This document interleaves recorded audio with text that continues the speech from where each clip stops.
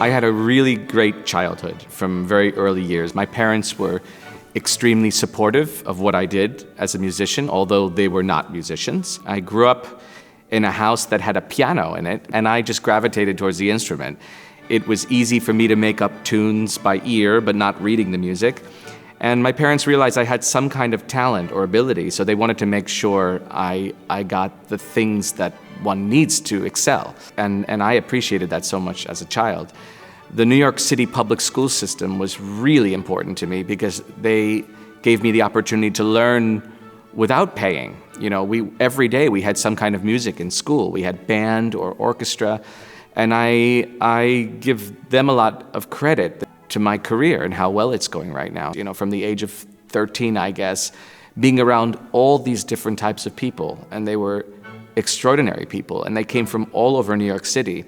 I was exposed to everything at a very young age, and I wish that for every child. My parents always had music playing in the house, but it was, great Frank Sinatra or Perry Como or the pop music at the time, but it was not classical. So the schools of New York City gave me that opportunity to hear what this classical music was all about.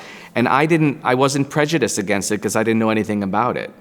I just thought, this music is incredible, and everyone should get to hear or experience this music. Classical music has a very bad reputation of being elitist for kind of wealthy people and the well-to-do people, and I think that's completely wrong and false. I loved so many bands growing up. You know, I was in my Nirvana phase or Pearl Jam or, Jane's Addiction.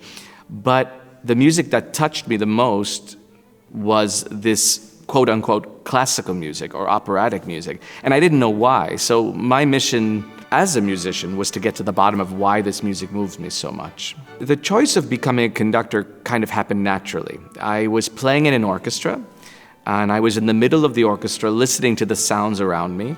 I was fascinated by the way the string players were moving the bow and all breathing together, how all the wind players were breathing together and moving together as one unit.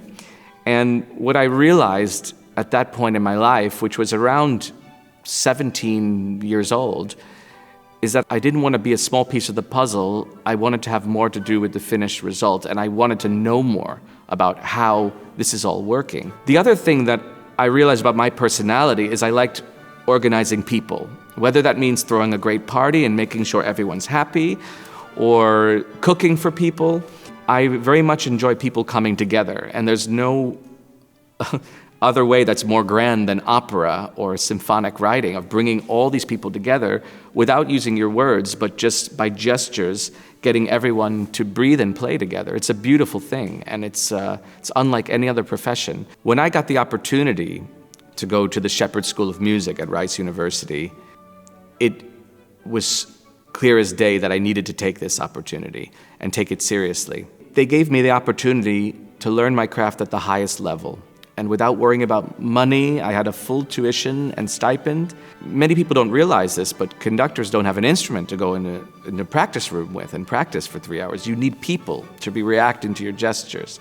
So they gave me this at Rice, and they gave me the greatest teacher, and I was able to take normal classes also at Rice University, and I fell in love with Houston as a city. But the funny thing about Houston is, when I left Rice University, I always knew it would be a big part of my life. I didn't know in what capacity, whether it was a symphony or opera or returning regularly, but I had a feeling that this was a kind of second home for me somehow. After graduating Rice University, the Shepherd School of Music, I went into the world as a conductor. And I was guest conducting around the world and at the highest level imaginable in my early 20s. I was lucky enough to be invited to the Houston Grand Opera at a fairly young age in 2011 to conduct The Marriage of Figaro.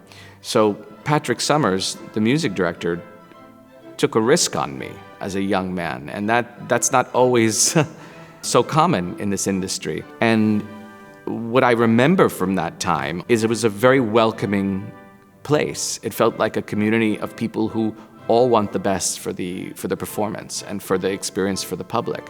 So I only have great memories from that time. I was lucky enough to be educated in some great places: New England Conservatory in Boston, Rice University here in Houston, Texas, Tanglewood Music Center, with the Boston Symphony, Aspen Music Festival in school. Then I went to Europe. I think that's very important for an American musician to travel to Europe, even if it's for a week, because there is a lot that's different. Their priorities can be very different than an American's priorities of music.